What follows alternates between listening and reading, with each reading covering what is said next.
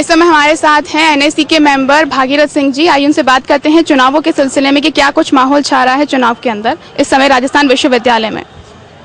जी sir, आप देख रहे हैं जिस तरह से माहौल छा रहा है और 6 साल बाद यूनिवर्सिटी में चुनाव होने जा रहे हैं, तो ये जो अराजकता का माहौल छा रहा है और जो बड़ी बड़ी पार्टियाँ जो हैं जो काफ़ी नामी गिरामी हैं उनमें जो अराजकता का माहौल छा रहा है उसको लेकर आप क्या कहना चाह रहे हैं?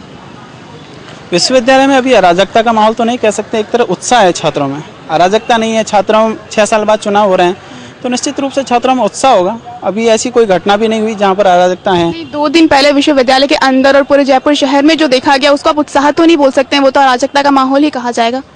वो व्यक्तिगत रैली थी, उसे विश्वविद्यालय छात्रों को नहीं जोड़ना चाहिए। पर्टिकुलरली कुछ मुद्दों को लेकर कांग्रेस सरकार के खिलाफ जनता का और छात्रों का आक्रोश था, महंगाई, बेरोजगारी, इन मुद्दों को लेकर के वो रैली निकली थी और उसमें विश्वविद्यालय को नहीं जोड़ना चाहिए। नहीं, लेकिन सारे छात्र ही उसमें सम्मिलित थे ज्यादातर देखा जाए तो। मतलब आपको नहीं लगता कि छात्रों को यूज किया जा रहा है इन सब चीजों के लिए, उनको बदनाम किया जा रहा है किसी हद तक? ये सरकार की नीतियों के खिलाफ थी, अगेंस्ट गवर्नमेंट थी, एक छात्रों का आक्रोश था, सीधी सी बात थी उसमें कि बेरोजगारी में छात्र कहाँ जाएगा, महंगाई, एजुकेशन का कॉमर्शलाइजेशन जो हो रहा है, एक सामान्य छात्र आज अच्छी कॉलेज में एडमिशन नहीं ले पा रहा है।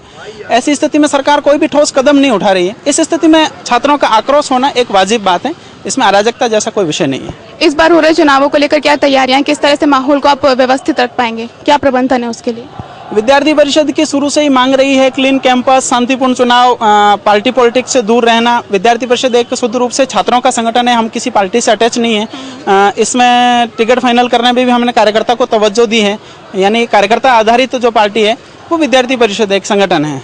टिकटों के आवंटन को लेकर जो जिस तरह के मतभेद छात्रों के सामने आ रहे हैं उसमें किस तरह से आपने क्या रखा है? और पार्टियां मारेंगे, विद्यार्थी परिषद का क्लियर स्टैंड था इस मामले में कि हम हमारे कार्यकर्ता को ही टिकट देंगे, कार्यकर्ता को ही प्रायोरिटी देंगे।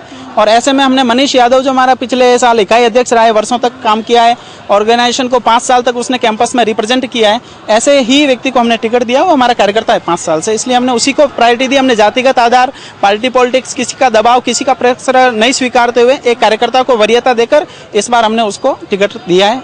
तो संगठन में इस टिकट आवंटन के बाद में किसी तरह के मतभेद सामने आए हैं?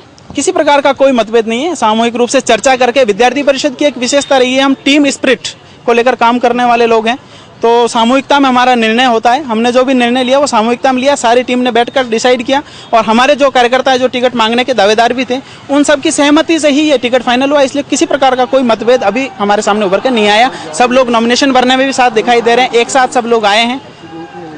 तो राजस्थान यूनिवर्सिटी से बता रहे हैं कि माहौल में किसी तरह की कोई अराजकता नहीं है। वो बता रहे हैं कि टीम यूनिट के साथ सभी लोग काम कर रहे हैं, अभी तक कोई माहौल नहीं। देखते हैं आने वाले 25 तारीख तक क्या माहौल रहता है। कैमरामैन कमलेश शर्मा के साथ में पत्रिका.com के लिए सविता पारेख।